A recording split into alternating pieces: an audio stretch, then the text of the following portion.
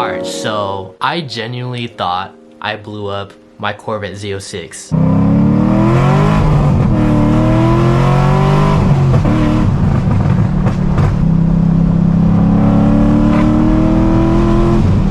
Bro, this thing is so planted. Something does not sound right. No, what is that, dude? I don't want to say the word, but it's like a knocking noise.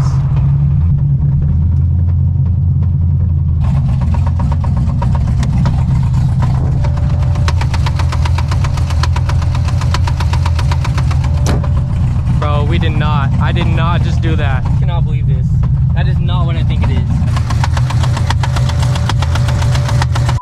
The knocking noise that you guys heard in the last video sounded terrible, almost spot on to rod knock. I actually got the car towed to a shop to get looked at, and turns out I was actually completely wrong this whole time. All right, so we're in the vet now, and as you guys saw in those clips, you know, I just took the car out on a nice little Saturday. I just wanted to, you know, enjoy the Corvette, take it out on the back roads, cruise a little bit, do a couple pulls, and yeah, I honestly didn't think much of it. You know, I was not expecting the car to break down, given that this thing only has like a little over 15,000 miles, built heads and cam and everything. So honestly, I was not expecting the car to break down. This thing is pretty much like a baby, almost brand new, but it happened. And yeah, I pulled over, called the tow truck. In the moment, I honestly thought the car was done. I was already thinking of the cost to repair this thing. Motors alone, I think the LS7s, minimum, I think 15,000 for like a used high mileage motor.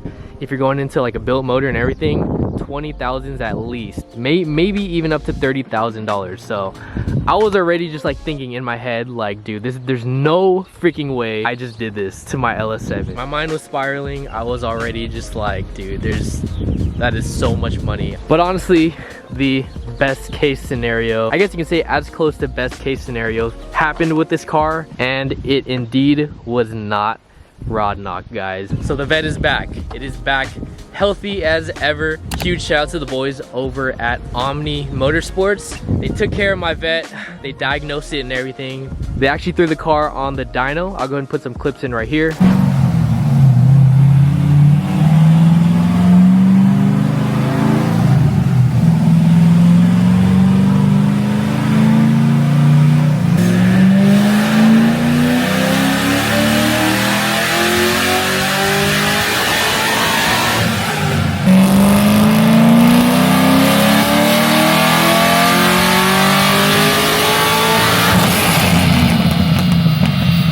Retune the car and everything. Car made I think like low 500s. Car has a lot of capability if I do, you know, intake E85, but with the mods that I'm currently running on this vet, that was around the power that I can safely push. So yeah, dyno tuned the car, and they even detailed the engine bay. Look how clean it is.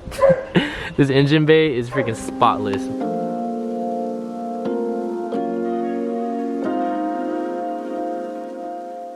I know a lot of you guys are wondering, so what happened to the vet? What was that noise? If it wasn't rod knock, what exactly was that? So the noise that you were hearing in the video was the rocker arms. Long story short, Eric over at Omni told me that the little rocker arms, one of them actually backed out and unthreaded. That little rocker arm pretty much unthreaded, and it was pretty much just hitting everything on the inside. Thankfully, it did not do any damage on the inside. I mean, it was just like the best case scenario. All it was a little rocker arm that got unthreaded. Such a breath of fresh air, man. Oh my gosh. I literally thought this motor was freaking done. The rocker arms are only torqued down to I think like 20 foot-pounds, not even a lot. So there's honestly a lot of factors. Maybe it was the pops and bangs tune, maybe it wasn't. So yeah, I guess we'll never know if the pops and bangs were the culprit. I was definitely getting flamed though in that last video. I saw all you guys' comments. I saw all you guys. I'm just trying to have fun, man, but definitely lesson learned. I was just, thankfully, man. Thankfully, it was nothing catastrophic. Honestly thought it was. I I thought this car was done for, man. I was just like, bro, what am I gonna do? Freaking sell it? If I can freaking afford to fix it. Ended up working out, best case scenario. Ended up spending like $1,700 for a fresh dyno tune. Also for them to, you know, like diagnose the car, the parts, labor to fix everything. Oil change, kind of just freshen up everything. And I mean, I'd rather pay that than almost $30,000 for a whole built motor setup. Crazy, man. Definitely a roller coaster of emotions, but here we have the Vette back. This car is menacing, man. I was so sad, bro, when it freaking broke down. I was like, there's no freaking way that was the last drive. But here we are, about a week later. Everything's good to go. And smash the like button, man, for the Vette being back.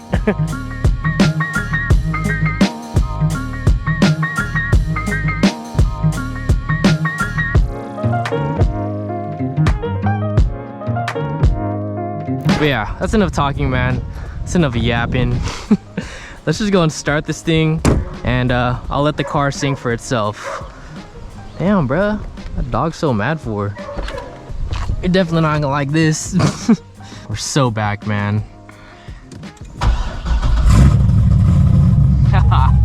Heck yeah. Hear that chop.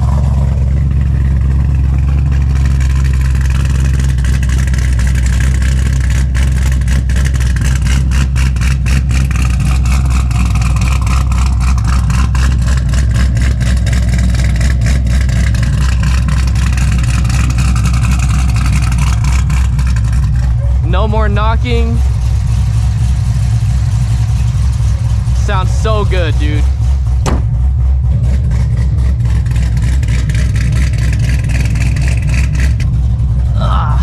But yeah, let's go ahead and go for a little drive. I feel like the whole time this car was gone, I was just like, this was all I could really think about. I was like, dude, I'm hoping, praying, you know, the Vette turns out to be fine. I was like traumatized, man. I'm kind of traumatized driving this car right now. I'm just like, I don't want anything to happen based off of, you know, that series of events. I almost like don't want to like step on it whatsoever, but I think I just got to get over that fear.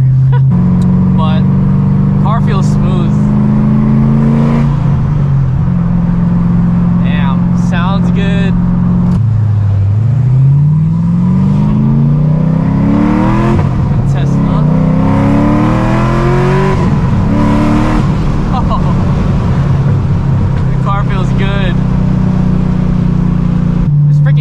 Atrocious, dude. I need to fix this. I need to get Corsas or something, bro, because this drone, I literally cannot do it. Hopping on the freeway, we'll probably do a little pull. I don't want to go too crazy, you know. Still traumatized, like I said, so.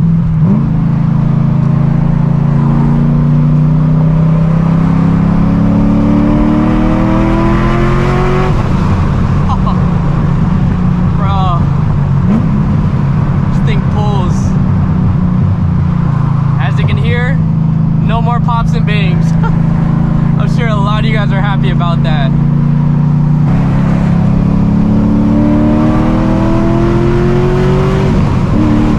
Oh man. Well guys, safe to say the good old Z06 is back, man. Let me know what kind of content you guys want to see with the Vette. I feel like I've been pumping out hella POV videos on the Vette. But comment down below, you know, some video ideas you guys want to see to kind of switch it up. I feel like I can't really do POV videos every time with this car unless you guys really want to see it. But get creative, guys. Be vocal down in the comments on what kind of videos you guys want to see with the Vette, because this thing is definitely really fun to drive, and I definitely want to, you know, give you guys a full experience as if you like actually own this car. So I actually just came across this today. I found out actually that they sell upper control arms for the C6, and it low-key got me thinking. I don't know if you guys remember, but I actually I was originally supposed to put these Workmeisters that I have on the M3. I was supposed to put these onto the Vette when I first got this car, but they didn't end up fitting because the fronts actually poked out way too much because I had to run a spacer to clear the big brakes. So ended up ditching, you know, the Workmeister setup for the Vette and just put them on the M3. Thinking, since I found those upper control arms, I literally think I can fit the Workmeisters on the Vette. I don't know. I've been debating. There's like a couple shows coming up. I want to hit Weekfest, San Jose. I'm not too sure which car I would take. I was pretty sold on taking the M3, but if I could put the Workmeisters on the Vette, I think that would be pretty freaking fire. So I've been thinking about it. Should I get those uppers and then put the Workmeisters on the Vette? Let me know down in the comment section below. Dude, just imagine these work wheels fully polished on this thing. Dude, that would be so freaking fire. I kind of want to do it. I don't know, help me out, comment down below. Cool thing is, both the F80 and the Vette are the same exact bolt pattern, 5x120. Yeah, anyways, that's pretty much gonna do it for today's video. So glad the Vette is back in my hands, nice and healthy, and I'm just happy to be able to drive it again. But yeah, I hope you guys enjoyed today's video, and as always, I hope you all have a good one today. Make it a good one. I'll catch you on the next one. Peace.